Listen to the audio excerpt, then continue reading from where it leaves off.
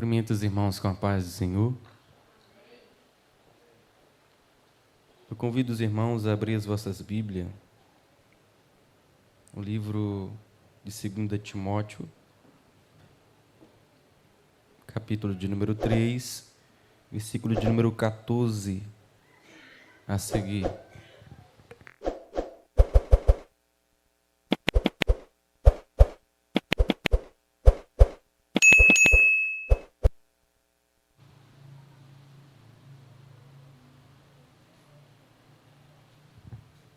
Segundo Timóteo, capítulo 3, versículo 14 a seguir. Os irmãos que encontraram, digam amém. Diz assim um texto sagrado: Tu, no entanto, permanece no ensino que recebestes, e sobre o qual tens plena convicção, sabendo perfeitamente de quem o tem aprendido. Porque desde a infância sabes as sagradas letras, que têm o poder de fazer-te sábio para a salvação por intermédio da fé em Cristo Jesus. Toda a Escritura é inspirada por Deus e proveitosa para ministrar a verdade, para repreender o mal, para corrigir os erros e para ensinar a maneira certa de viver, a fim de que todo homem de Deus tenha capacidade e pleno preparo para realizar todas as boas ações. Louvado seja o nome do Senhor. Tomo com base esse texto para darmos início ao estudo, o ensino desse mês, agosto teológico, e vamos falar sobre a bibliologia, o estudo ou a doutrina que estuda a palavra de Deus. Meus irmãos, os primórdios da vida humana, todo homem ele necessita viver de regras, de normas que regulassem os seus direitos e também os seus deveres. Surge assim, após diversas experiências, a Constituição, que outra hora transgredida, ela vai privar o cidadão dos bens maiores, que é a sua vida, a sua liberdade e etc. Semelhantemente, no mundo espiritual, Deus vai estabelecer a Bíblia Sagrada com fonte de vida para o homem. A palavra de Deus, ela liberta da escravidão do pecado e também traz vida ao homem. Todavia, nós, como cristãos, assembleianos, nós cremos na inspiração divina e plena da Bíblia Sagrada, bem como única regra de fé e também única regra normativa para a vida e o caráter cristão. A bibliologia, ela é inspirada pelo Espírito Santo de Deus. É um estudo, a doutrina que estuda a palavra de Deus, e ela trabalha na tradução e também na transliteração da palavra. No Oriente, naquela época, eles tinham o costume, a cultura de passar a seus descendentes a história que iria passando entre seus descendentes de forma oral. Por exemplo, Adão viveu 930 anos. Ele passou para seus descendentes a forma e a criação das coisas de forma oral. E todavia isso foi passando de geração em geração, e assim a descendência foi tendo a noção da história do desenrolar da humanidade. Deus, todavia, vai ordenar a Moisés, dizendo: escreva isto para memória em um livro. Está lá em Êxodo, capítulo de número 17, versículo de número 14. Ordem esta que depois repetida durante 1600 anos, por um valor aproximado de 40 homens inspirados pelo Espírito Santo de Deus, surgiu então o chamado Livro de Deus. Isaías capítulo 34, versículo de número 16, e também a palavra de Deus, Efésios capítulo 6, versículo 17, e também as Santas Escrituras, Romanos capítulo 1, versículo de número 2, pela qual hoje nós a chamamos de Bíblia Sagrada. Os que receberam então estes livros da Bíblia, receberam então uma mensagem de diferentes maneiras. Perceba que às vezes Deus disse para eles, dizendo: escreva num livro todas as palavras que eu tenho dito. Jeremias capítulo 30, versículo de número 2. Muitas vezes os autores vão escrever dizendo: veio a mim a palavra de Deus. Jeremias capítulo 1, versículo de número 4. Outros vão escrever dizendo: palavra de vida para nos dar. Atos capítulo 7, versículo de número 38. Perceba, Isaías, ele menciona 120 vezes o que Deus falava para ele. Jeremias menciona 430 vezes o que Deus fala para ele. Ezequiel menciona 329 vezes o que Deus fala para ele. Observa-se que no desenrolar da história, outros vão registrar acontecimentos como se eles estivessem escrevendo uma própria história. Uns vão examinar minuciosamente sobre o que deveriam escrever. Lucas capítulo 1, versículo de número 3. Outros vão receber a mensagem por revelações, visões e também sonhos. Ezequiel capítulo 1, versículo de número 1. Mas quando a gente vai olhar para essa história, nós vamos perceber que outros escritores também, eles escrevem inspirados pelo Espírito Santo de Deus. Todos foram inspirados pelo Espírito para escreverem as Sagradas Escrituras, mas escreveram e receberam pela inspiração do Espírito Santo, e eles ousadamente podiam dizer: o que recebi do Senhor, também vos entreguei. 1 Coríntios capítulo 11, versículo de número 23. Vamos ver aqui a vida de Deus que está na Bíblia Sagrada. Alguém vai até perguntar: aonde nós vamos achar esse termo Bíblia? Como ele chegou até nós com o seu significado? A palavra Bíblia, que vem de livros, ela entrou nas línguas modernas por intermédio do francês, que passou primeiro pelo latim, Biblia, com a origem no grego, Biblos. Originalmente era um nome que vai se dar através de um papiro, pela qual vocês vão ver no slide. Um papiro no século de número 11 antes de Cristo. Observa-se que no Egito, nas margens do rio Nilo, havia produção de papiro. Eles pegavam um junco, através deste junco, dessa planta, dessas folhagens, eles partilhavam as folhagens, pegavam o caule do junco, desfiavam o caule, e ali eles entrelaçavam umas nas outras. E ao entrelaçá-las, eles vinham, depois eles amassavam o junco, e ali estava pronto o papiro, que hoje nós conhecemos através da história.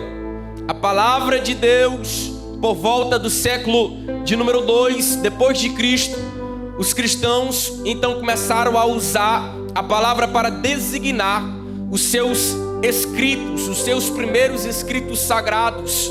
A palavra portuguesa para Bíblia, ela vem do grego Bíblia, que é o plural de biblion, que são livros. Qualquer fonte ou folha de papiro poderia ser chamado de biblion, e é o antiplural da palavra Bíblia, pela qual nós podemos observar que esses pequenos livros que vêm do verbo grego, a coleção, a conjunção de pequenos livros que hoje nós chamamos de Bíblia Sagrada. Mas como a Bíblia chegou até nós? Alguém vai até perguntar, vai questioná-la, a história de como a Bíblia chegou até nós, na forma em que ela chegou até nós.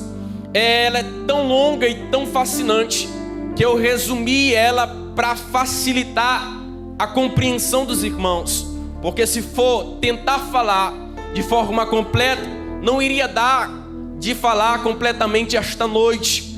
Mas todavia ela começa com os manuscritos dos originais ou autógrafos, como eram chamados também.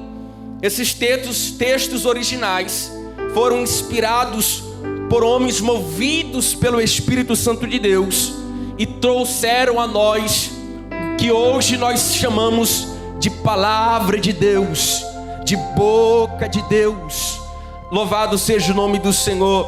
Alguns céticos, eles vão declarar que Moisés ele não podia ter escrito a primeira parte do livro da Bíblia, porque a escrita dela ela era desconhecida na época de 1500 a.C. A ciência, quando nós vamos observar a ciência arqueológica, ela então vai provar desde então a escrita que ela já era conhecida milhões de anos antes de Moisés. Eles dizem que os sumérios já escreviam cerca de 4.000 anos antes de Cristo. Também os egípcios e babilônios também escreviam quase na mesma época. Então sugere-se que a expressão Bíblia, ela foi aplicada por João Crisóstomo no século IV depois de Cristo. E ele então é um patriarca da pomposa cidade de Constantinopla. Pela primeira vez, ele teria usado então esse termo chamado Bíblia para se referir a um conjunto dos livros sagrados, tanto do Antigo Testamento como do Novo Testamento, que são considerados canônicos. A Bíblia, ela é um conjunto de livros que se harmonizam entre si. É um compêndio de ideias que se afirmam e se justificam umas nas outras para buscar a iluminação no coração do homem pecador que tenta debruçá-las nas páginas do livro de Deus. Louvado seja o nome do Senhor. Este livro são escritos e também são divididos com assuntos e também com ordens que não são de ordens cronológicas. Tanto o Antigo Testamento como o Novo Testamento, ele se divide em quatro partes. Entre elas, os irmãos vão ver no slide, a primeira do Antigo Testamento é chamado de Pentateuco, ou a lei. O Pentateuco, ele vai de Gênesis a Deuteronômio. Esses 5 primeiros livros da Bíblia, chamado de Pentateuco, eles trazem a revelação da criação e eles mostram também o cuidado de Deus com o seu povo, o povo de Israel, trazendo a manifestação da lei, códigos de disciplina e também a civil e moral para o seu povo. A segunda parte da divisão do Antigo Testamento é chamado de histórico, que é de Josué até Esté. Ele é formado de um conjunto de 12 livros que nos trazem a história do povo de Israel em suas diversas fases dos períodos. Após o estabelecimento em Canaã, a terceira fase, a terceira divisão é a poesia, que ela vai do livro de Jó até o livro de Cantares de Salomão. Esses livros nós vamos encontrar uma exata poesia bíblica em forma de revelação, adoração e também conhecimentos de Deus. A quarta divisão do Antigo Testamento, ela é chamada de proféticos. Aqui, nesta quarta divisão, nós temos revelação proféticas que se dividem em 2 etapas. A primeira são profetas maiores, que vai de Isaías até Daniel.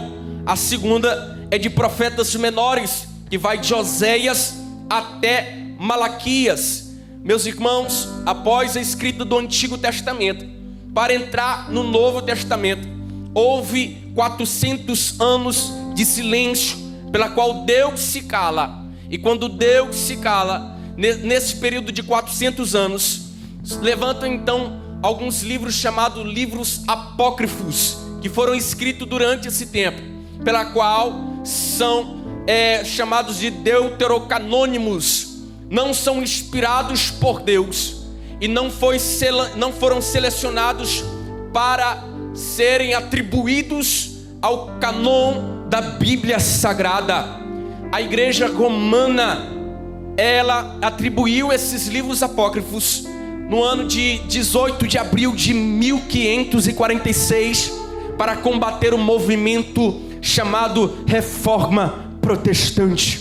Porém, esses homens de Deus que se levantaram, eles pregavam contra o purgatório, a falsa doutrina dos romanistas daquela época.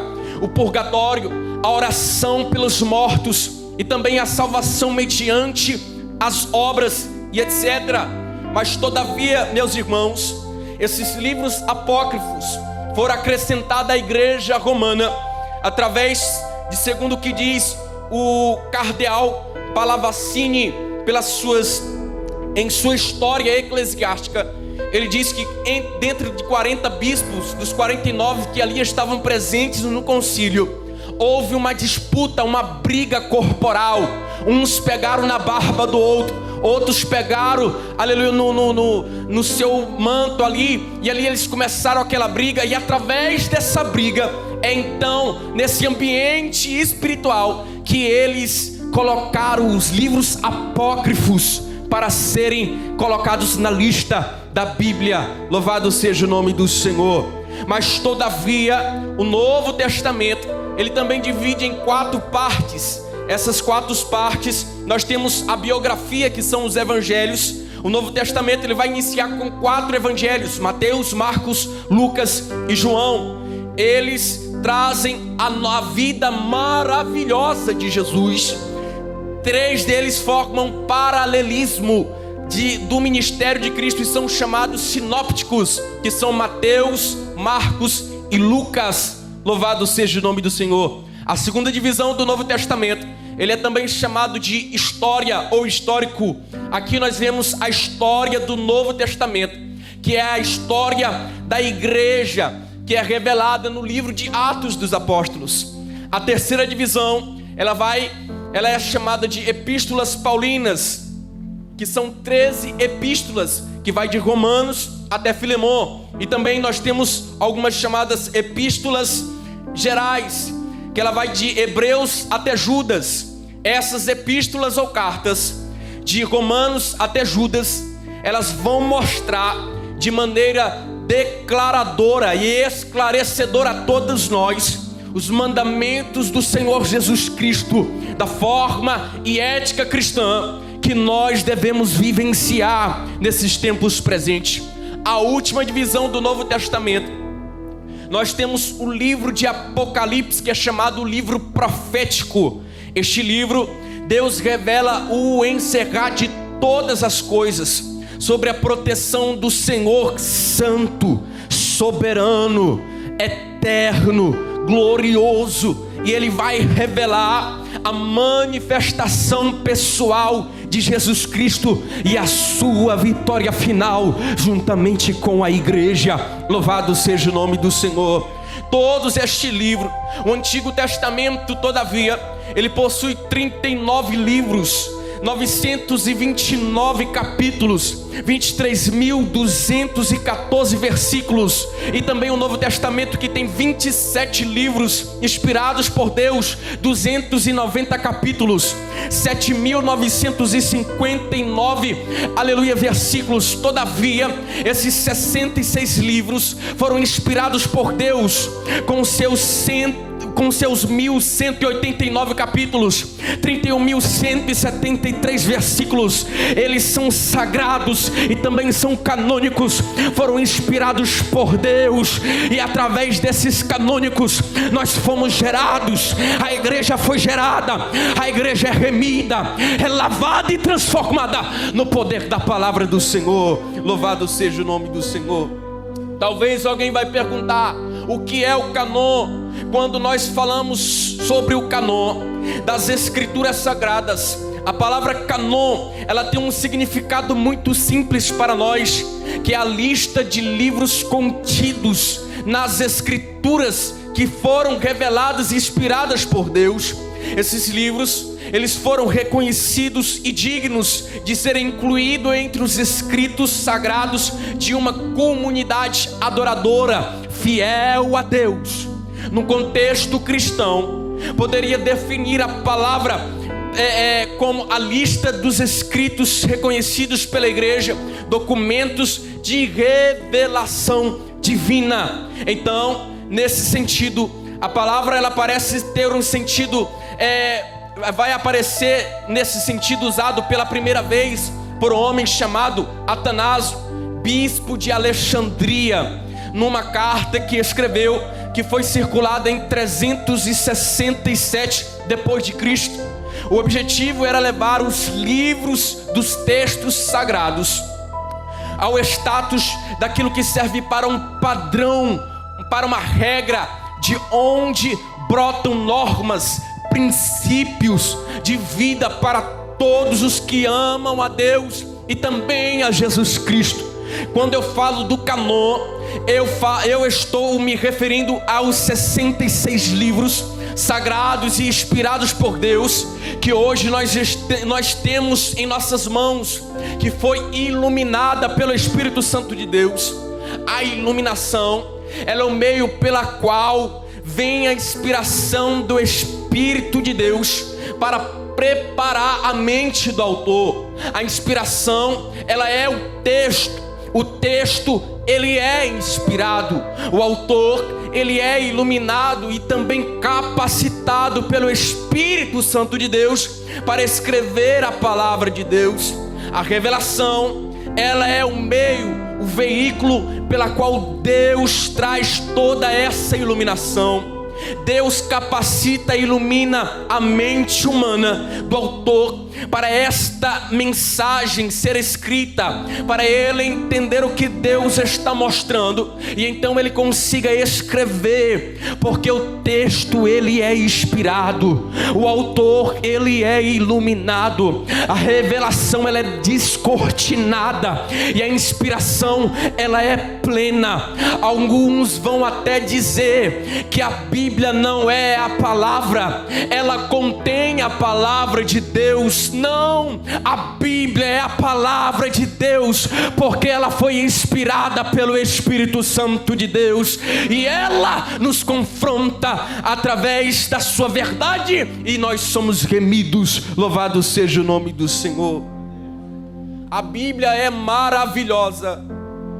A biblioteca de Deus, que contém 66 livros, é acima de tudo a verdade para o fadigado peregrino, é hábil e eficaz e vigoroso cajado, é também para os que estão sobrecarregados e oprimidos pelos fardos da vida. Ela é suave descanso para os que foram feridos pelos delitos e também pelos pecados.